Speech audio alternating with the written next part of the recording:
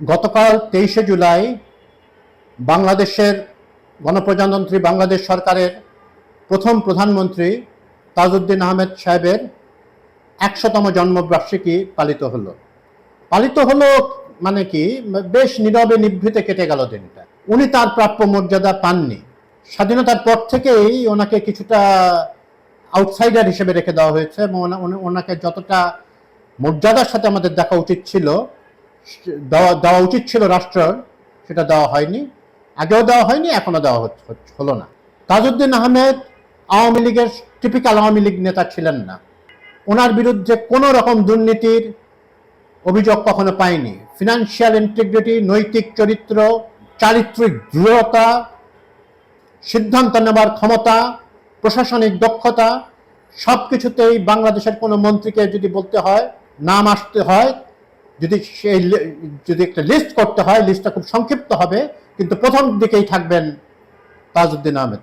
তাজউদ্দিন আহমেদ বাংলাদেশ আওয়ামী লীগের পরপর 3বার সাধারণ সম্পাদক হন পাকিস্তান আমলেই, এবং তখন তার বয়স বেশ খুব একটা বেশি ছিল না। হ্যাঁ, উনি তুলনামূলকভাবে তরুণ বয়সেই এত বড় একটি দলের সাধারণ সম্পাদক হন। বোধ পাকিস্তানের তখন তো দুটো উইং ছিল, আপনারা জানেন, পূর্ব পশ্চিম পাকিস্তান ছিলেন। বাংলাদেশের স্বাধিকার আন্দোলনের সমস্ত পর্যায়ে উনি অংশগ্রহণ করেছেন। শেষের দিকে যেসব বৈঠকগুলো হতো, সেখানে বঙ্গবন্ধুর সাথে উনি এবং অন্যান্য নেতারা থাকতেন, এবং তাজউদ্দিন আহমেদের ক্ষুরধার বুদ্ধি এবং তার দৃঢ়তা অন্য পক্ষ, পশ্চিম পাকিস্তানি পক্ষ এবং মিলিটারি, ওনাদেরকে ভাবিয়ে তুলত। তার ব্যাপারে সাবধান থাকত। 25শে মার্চের ক্র্যাকডাউনের পরে যখন বঙ্গবন্ধু আটক হয়ে যান, তার আগে তাজউদ্দিন সাহেব এবং অন্যান্যরা ওনার কাছে স্বাধীনতা ঘোষণাটা রেকর্ড করতে চেয়েছিলেন। কোনো এক বিচিত্র কারণে শেখ মুজিব এটাতে রাজি হননি, সেটা অন্য প্রসঙ্গ। যাই হোক, উনি দেশ ত্যাগ করেন। একটি রাইফেল সাথে ছিল, ওনার অস্ত্র চালানোর অভিজ্ঞতা ছিল এই ভদ্রলোকের। নিপাট ভদ্রলোক ছিলেন, কিন্তু উনি প্রয়োজনে অস্ত্র চালানোর মতো দৃঢ়তা তার ভিতরে ছিল, সাহস তার ভিতরে ছিল।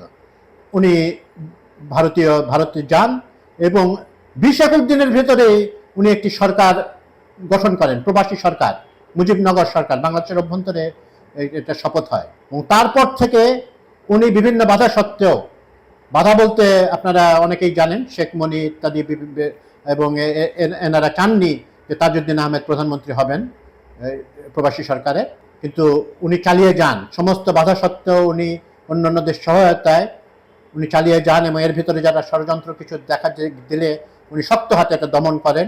অসাধারণ ভূমিকা পালন করেন, অসাধারণ।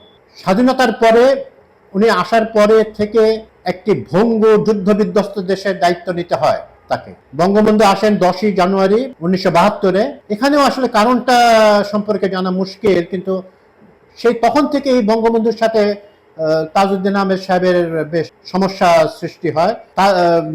তাজউদ্দিন আহমেদ সাহেবের একটি দুঃখ ছিল, উনি কিন্তু আসার পরেই প্রধানমন্ত্রিত্ব বঙ্গবন্ধু চেন বলে উনি প্রধানমন্ত্রীর থেকে সরে আসেন, কিন্তু উনি মন্ত্রিসভার সদস্য ছিলেন, গুরুত্বপূর্ণ সদস্য ছিলেন।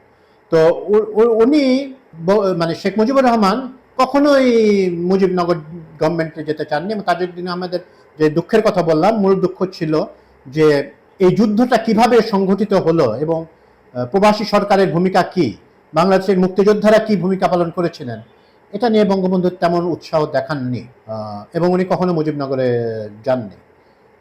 এটা কোনো অসৎ উদ্দেশ্যে বঙ্গবন্ধু শেখ মুজিবুর রহমান করেছিলেন সেই ইঙ্গিত আমি দিচ্ছি না, কিন্তু বাস্তবতা হচ্ছে এটা, উনি যাননি। এবং তাদের মন কষাকষি এমন এক পর্যায়ে চলে যায় যে তাজউদ্দিন আহমেদকে মন্ত্রিসভায় সদস্যপদ ত্যাগ করতে হয়, উনি আর মন্ত্রী থাকেন না। এবং বাকশাল গঠনের সময় যখন শেখ মুজিব বাকশাল গঠন করেন, তাজউদ্দিন আহমেদ এর বিরুদ্ধে ছিলেন, এবং উনি তার সুহৃদ ব্যক্তিদেরকে বলেন যে শেখ মুজিব আসলে, এবং মানে উনি মুজিব ভাই বলতেন, মুজিব ভাই আর তাকে মানে শান্তিপূর্ণ উপায়ে সরানোর কোনো পথ রাখলেন না। তাই হয়েছে, তাই আমরা দেখেছি 15ই আগস্টের 1975 সালের 15ই আগস্ট। তাজউদ্দিন আহমেদ কিন্তু চিরকাল যেমন ছিলেন, উনি বঙ্গবন্ধুর মৃত্যুর পরেও তার প্রতি তার লয়্যালটি বজায় রাখেন। এক পর্যায়ে ওনাকে জেলে নেওয়া হয়, এবং জেলে অত্যন্ত নির্মমভাবে তাকে হত্যা করা হয়। জেলখানা যেখানে সবচেয়ে নিরাপদ জায়গার একটি থাকা কথা, এরকম হিস্ট্রিতে খুব কমই হয়েছে, সেখানে তৎকালীন রাষ্ট্রপতি বা তাদের নির্দেশে, তৎকালীন যারা ক্ষমতায় ছিলেন তাদের কারো কারো নির্দেশে বা সরাসরি, অনেকে বলে থাকেন, বিভিন্ন বই আমরা পড়েছি, সরাসরি রাষ্ট্রপতির নির্দেশে ঢুকে চার নেতা, যারা চার জাতীয় নেতা বলা হয়, তার ভিতরে ওই চার জাতীয় নেতার ভিতরে উজ্জ্বল ছিলেন, নিজের প্রতিভা গুণে উজ্জ্বল ছিলেন তাজউদ্দিন আহমেদ। ওনাকে হত্যা করা হয়। অত্যন্ত কৃতি ছাত্র ছিলেন, প্রচুর পড়াশোনা করতেন, রাজনীতি বুঝতেন, রাজনীতির পালসটা বুঝতেন, ভদ্রলোক ছিলেন, ভালো বাবা ছিলেন। পিতাও নেতা বলে একটি বই শারমিন আহমেদ লিখেছেন, ওনার কন্যা।